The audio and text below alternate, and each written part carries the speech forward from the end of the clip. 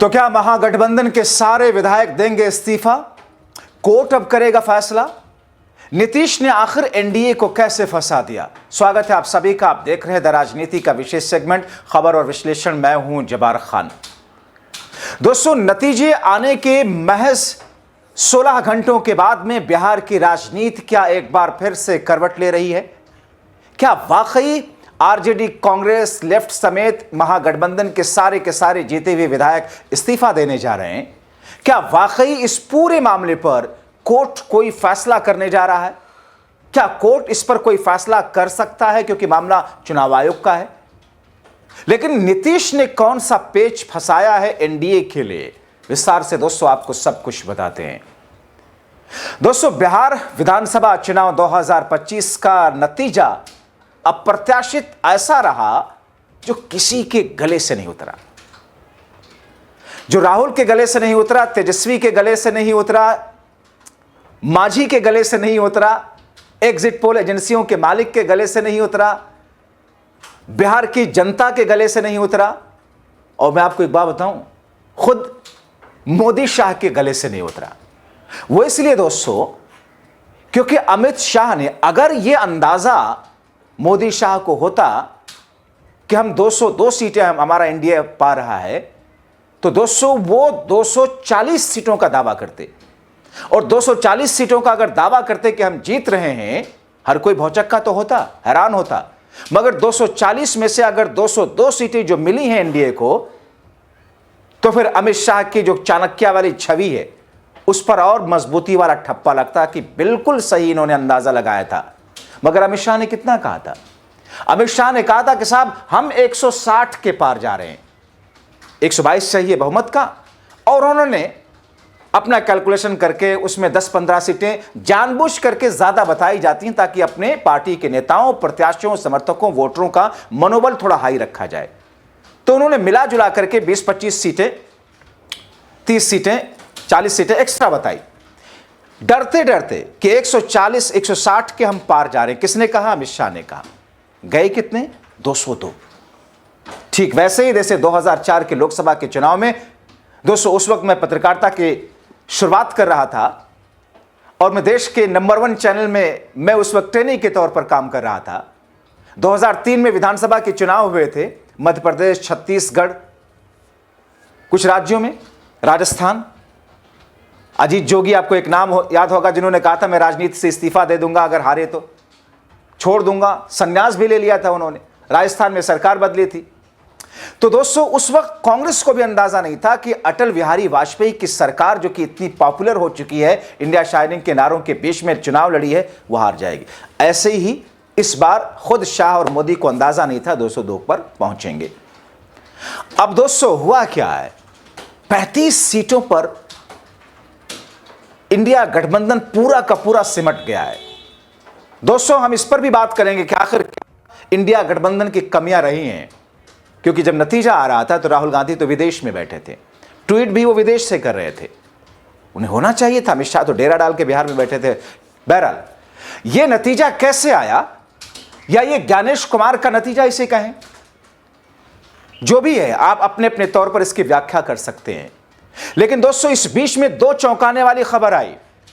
एक ओवैसी की पार्टी, जो कि एक राज्य की पार्टी थी, 7 सीटों वाली पार्टी अपने इलाके में, हैदराबाद में, वो बिहार जैसी जगह में 5 सीटें पिछली बार की तरह फिर से ले आती है। और एक नेशनल पार्टी, कांग्रेस की पार्टी, सबसे पुरानी पार्टी देश की, वो 5 सीटों पर, 6 सीटों पर अटक जाती है, जिसकी पहले एक वक्त में बिहार में सरकारें हुआ करती थी। बीएसपी 1 सीट ले आती है दोस्तों, मायावती 1 सीट ले आती है।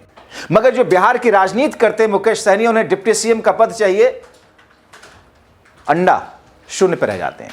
मगर दोस्तों, इन तमाम चीजों से इतर, मैं इस पर आता हूं, इन तमाम चीजों से इतर कहा यह जा रहा है कि इंडिया गठबंधन के सारे विधायक इस्तीफा देंगे। ऐसी खबरें निकल करके आ रही हैं कि हम अपना एक प्रोटेस्ट दर्ज कराएंगे, हम अपना एक विरोध दर्ज कराएंगे और इस मामले को कोर्ट में ले जाएंगे। और क्योंकि इसी बीच में दोस्तों आप देखिए, कांग्रेस पार्टी का एक वीडियो देख लीजिए।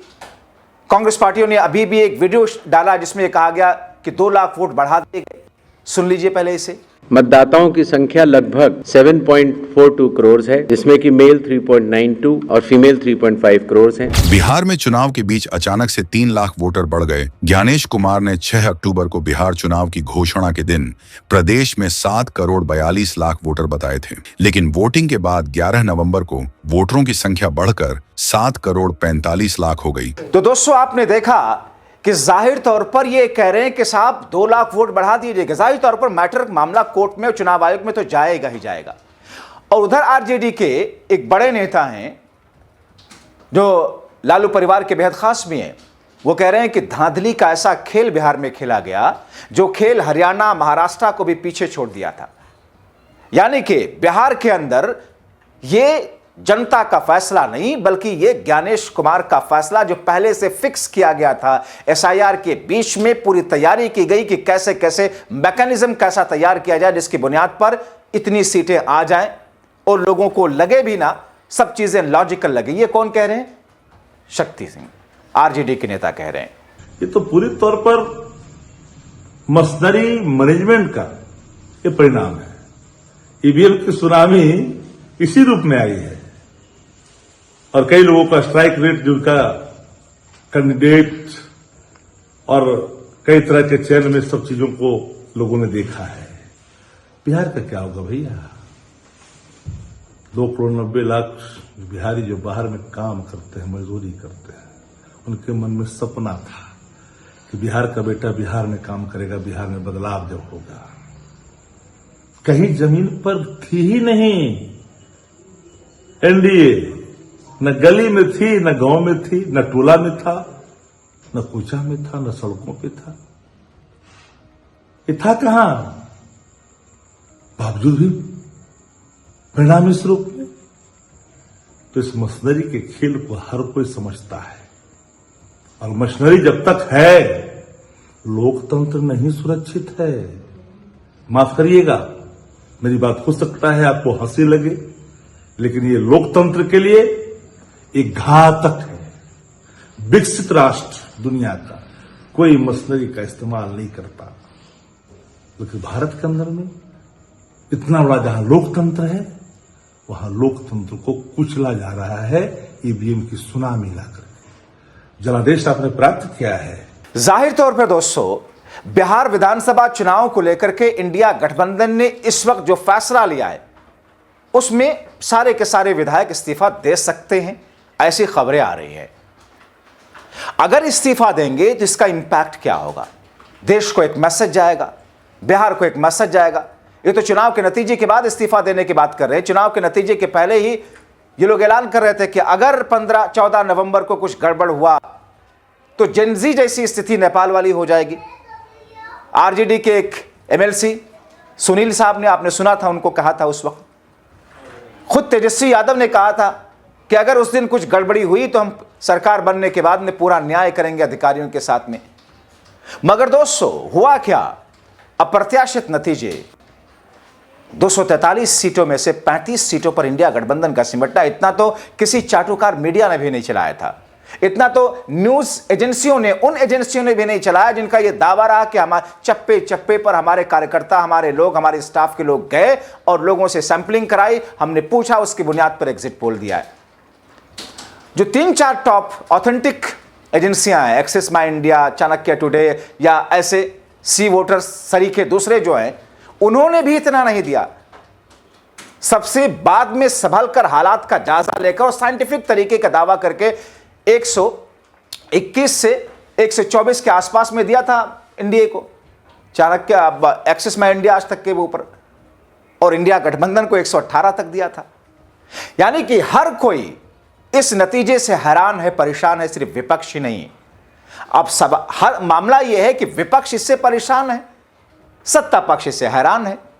लेकिन सत्ता पक्ष में खुशी है, विपक्ष में निराशा ही नहीं, विद्रोह की सी स्थिति है।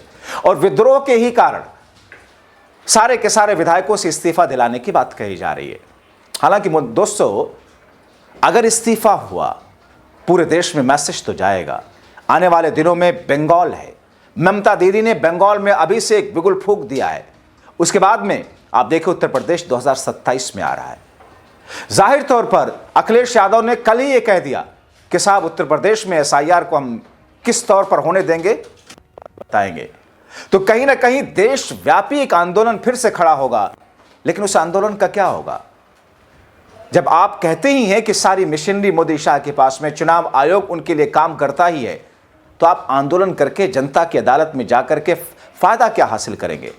मान लीजिए जनता ने आपके फेवर में वोट कर दिया, लेकिन मशीनरी का दुरुपयोग करके, अगर आप कहते हैं कि सारी मशीनरी का दुरुपयोग करके सत्ता पक्ष अपने पक्ष में चुनाव करा लेता है, तो पूरी की पूरी जनता आपको वोट कर दे, मशीनरी तो फिर आपके खिलाफ है, वो आपके हलक से जीत छीन करके अपने आका को डाल देंगे।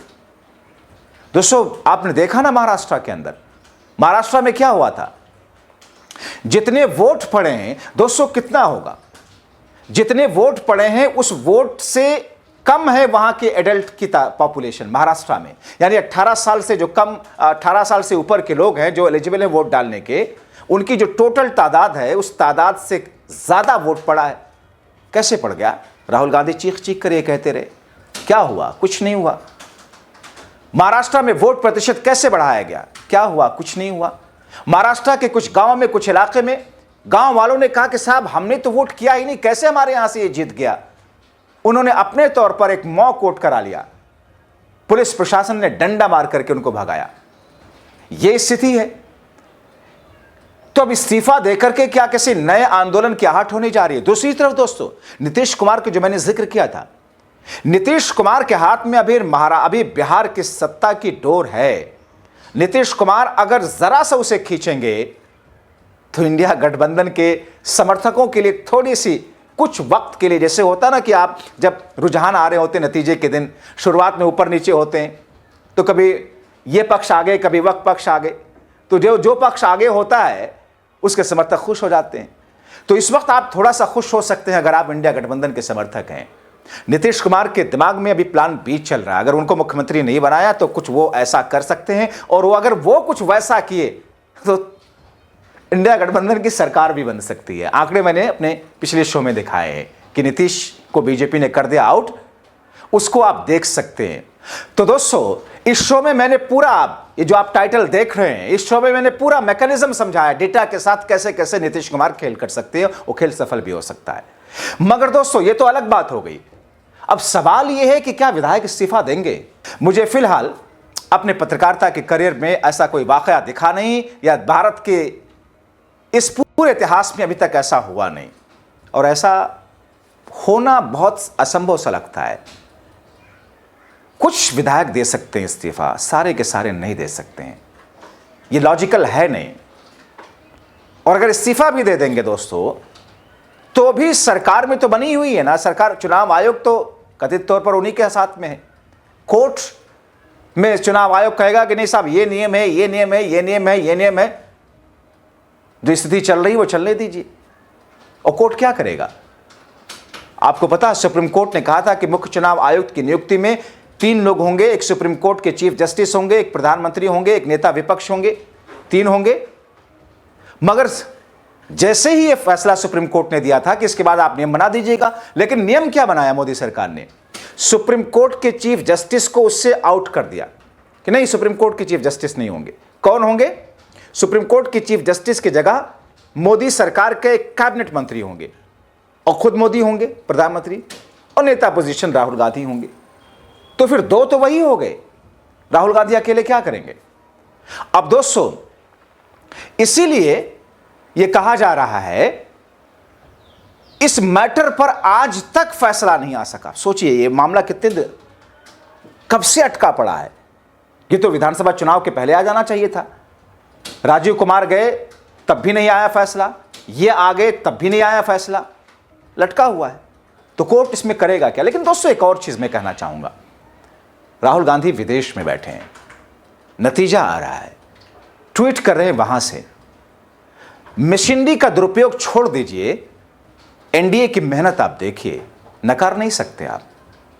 अमित शाह खुद लगे रहे डेरा डाल करके, बीजेपी के कितने मुख्यमंत्री डेरा डाल के वहां लगे रहे, कितने सांसद, कितने मंत्रियों को बिहार में सेक्टर बांट करके, एक एक विधानसभा के 4-4 सेक्टर बना करके खुद नेताओं को, सांसदों को, वहां पर मंत्रियों को लगाए गए पंफलेट बांटते हुए दिखे। और ये जब सारी तैयारी जब तक एनडीए की हो गई और इनके यहां पेच फंसा था कि सीएम फेस ऐलान करें तेजस्वी का या नहीं करें, इन्हीं सब पे फंसा हुआ था। बहरहाल इस पर एक अलग हमारा डिस्कशन शो जरूर देखिए थोड़ी देर में। लेकिन सारे के सारे विधायकों का इस्तीफा फिलहाल मुझे संभव नहीं लग रहा है, लेकिन राजनीति है, कुछ भी हो सकता है। इसके अलावा चारा भी क्या है, नीतीश क्या करने वाले हैं, अगला शो जरूर देखें। आप क्या सोचते हैं, अपनी राय जरूर लिखें।